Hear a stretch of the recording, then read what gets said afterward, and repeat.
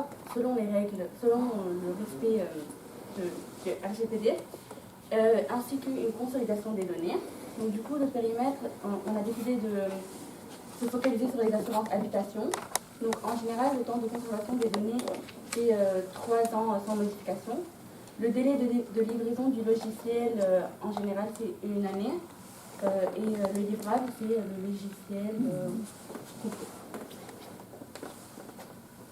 Donc du coup, pour le fonctionnement, en fait, le prestataire, il est sous-traitant et il va établir des dossiers des clients. Donc il y a différents usages, la conformité des données, concrétiser les contrats et enfin prise de rendez-vous, envoi postaux ou mail. Pour les ressources, en fait, il y a accès par réseau sécurisé et une double authentification. Donc soit par login et mot de passe, ou bien par mot de passe avec Ping ID. Donc on a aussi des données sensibles comme l'identification, donc le login, le mot de passe, la navigation VPN, enregistrement des conversations et le droit d'opposition. Donc maintenant, je vais vous parler un petit peu de la conception logicielle, donc, et surtout du dossier de conception en premier lieu. Donc on vous a un peu résumé sur différents points. Donc le premier, c'est le résumé du projet. Donc la création d'un logiciel de collecte de données, des devis MRH à destination d'un centre d'appel externalisé. Alors, donc le but du projet, excusez-moi, c'est le respect de la RGPD. On s'est fixé un budget sur à peu près 30 000 € si c'est un budget moyen. Et l'utilisateur, donc ce serait des sous-traitants de plateformes téléphoniques.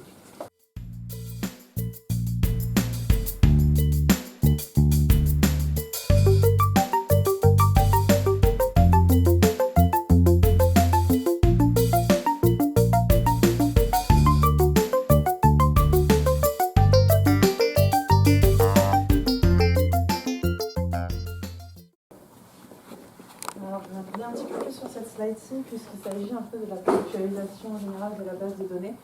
La première sur laquelle je vais intervenir, ça va être celle qui est tout en bas à gauche, qui sont les users, donc ils vont avoir un ID, un password et une date de dernière connexion. L'utilisateur, il va se connecter avec son identifiant propre, et il doit le changer ou le renouveler au bout de 3 mois. L'authentification est à 2 facteurs. Elle se fait à travers un outil de mot de passe à usage unique.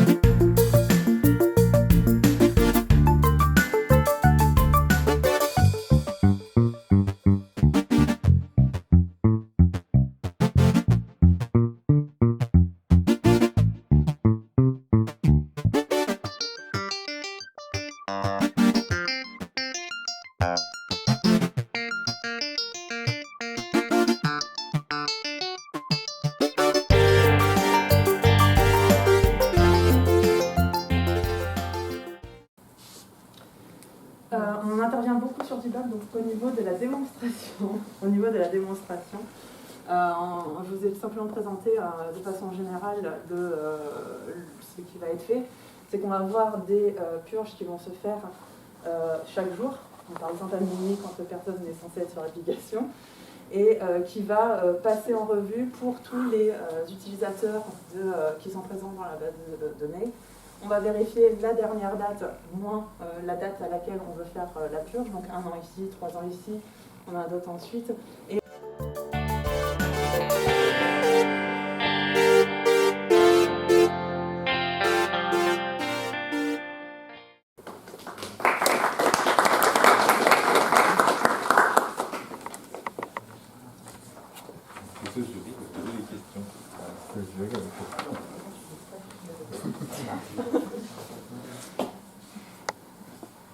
Petite question, merci pour cette présentation.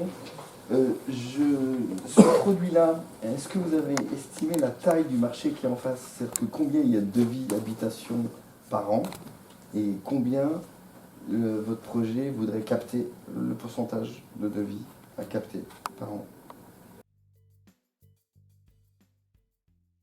Une autre question, merci, c'était très intéressant. Sur les règles de purge, vous avez bien détaillé le processus, enfin la fonction de purge. Par contre, est-ce que vous avez défini les critères d'application de la purge? En fait, est-ce qu'il y a ou peut-être vous êtes passé assez vite? Alors, en fait, ça va être basé sur la dernière mise à jour du devis, par exemple. Ouais. Pour supprimer un devis et une personne, ça va être sur la dernière date de mise à jour. On va compter, je sais plus ce que... Par l'utilisateur.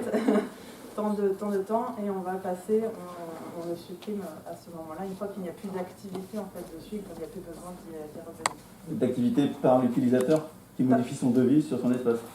Non, par la plateforme. Par le gestionnaire. Ouais. D'accord.